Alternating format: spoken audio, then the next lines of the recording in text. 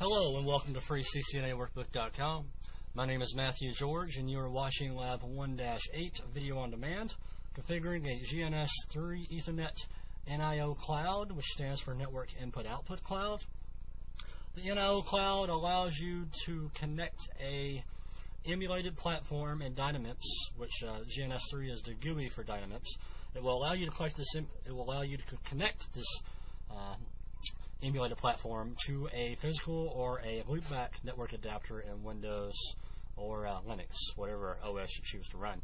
Now, keep in mind, if you're running Windows 7 or Windows Vista, you may have a problem configuring this correctly, as it may not work. I've had several problems trying to get the NIO cloud to operate correctly on Windows 7 and Vista. However, if you get it to work, then that's good. If not, then you may need to get a temp hard drive so that way you can run Windows XP or Linux. Now, the first step is to actually install the loopback adapter, so you'll need to go to Start, Control Panel, and Add New Hardware, and go ahead and click Next here, and of course Windows will attempt to install the hardware automatically, but of course, you know, it's not going to just automatically install. So, have you already connected the hardware? Yes, you have. Let me go ahead and slide all the way down here to the bottom, and you want to add a new hardware device. Click Next, and then you want to install the hardware manually by selecting it from a list. And if you slide midway down the list here, you'll see Network Adapters. Click Next on that, and then you'll see the Microsoft Loopback Adapter. You click Next on that, and then you click Next, and then it will install it, and then you click Finished. I've already have the Loopback Adapter installed. Keep in mind, when you do install the Loopback Adapter, you will need to restart the machine, so I'm just going to cancel this now since I already have one installed. Then I'm going to go to the network connections. As you can see here, I've renamed the adapter, so that way you know it's pretty obvious which one it is. Right click on that. I'm going to go to Properties, and as you can see here, I've already statically set the IP address. If you've not done so, you need to do that, which is 192.168.255.10 with a standard Class C subnet mask. Keep in mind the default gateway is left it blank for the time being, but in labs further on down the road, you may be required to change the default gateway to the IP address of the connected emulated hardware platform GNS3, so that way, you know, if you want to advertise this this loopback network into the GNS3 network, that way you're able to get to it. So let's go ahead and click OK, and leave that alone. Now the loopback adapter is already there. We're ready to fire up GNS3. So I'll go ahead and click on the free CCNA workbook GNS3 topology here that I have on my desktop, and it will fire up the hypervisors.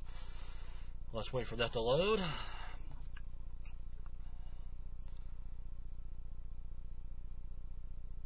And come on. I think I can. Alright, there we go. Let me zoom out a little bit here on the topology plane. And now we can drag over this cloud that you see from the node types, drag it over to the topology plane, and right click on the cloud and click Configure. You'll see the list down through here. If you have more than one cloud, you'll see the list of clouds down through here. But as of now, we have cloud 1. And if you click right here, right below where it says Generic Ethernet NIO, this does require administrator access, so if you don't have an admin account on the machine, you won't be able to do this. And we need to change that down to network adapter, and it will actually say the name of the interface as well as the type of the interface. So I'm just going to go ahead and click that there, and click Add, Apply, OK. And now I'm going to move this cloud down a little bit, and we're going to use switch 1 as the demo switch here. I believe I do the same thing here in the lab document. I believe switch 1. Let me go ahead and you have the option to just select Fast Ethernet. Click on this, and it only gives you one option. You select that, and I'm going to drag it over to switch 1, which it will automatically connect it to. Get on the switch 1, it will show that Fast Ethernet 00 is connected to cloud 1, and it tells you the Ethernet interface. Now that that's connected, I'm going to go ahead and fire up switch 1.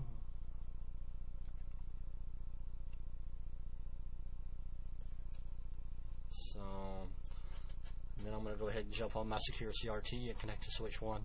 I don't use PuTTY. I use secure CRT mainly because the tabs across the top gives you the ability to switch back and forth a lot more rapidly. So, switch 1 here. As you can see, the router's already booted. And click no here, and it will take a second. Yeah. Come on. There we go.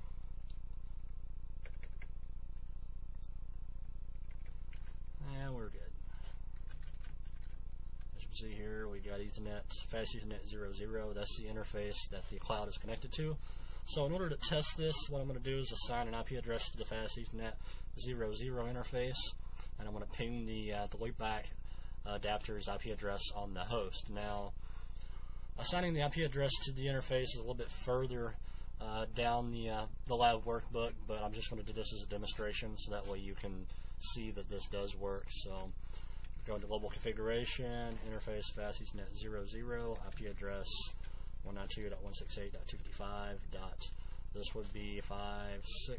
So with a standard Class C subnet mask, no shut, to bring up the interface, and it's giving me a warning. Yeah. So now the interface is now up. So if we ping the loopback interface adapter, I believe it is .10, and you will see that I'm able to ping the loopback interface adapter of the host machine from this emulated platform. So one of the big advantages of having this is that you're able to communicate with the emulated router through Windows. So from Windows you can even ping the router, obviously, which will be .6, and you can see you have a reply here. And another example here is you can telnet, and you can see that you can get to it just like you're trying to communicate with a real router. So connection loss. So I believe that touches up on all the objectives for this lab here. If you have any questions, feel free to post some comments here on the lab page, and I will answer them as quick as I can. So I hope this video has been educational for you, and thank you for viewing.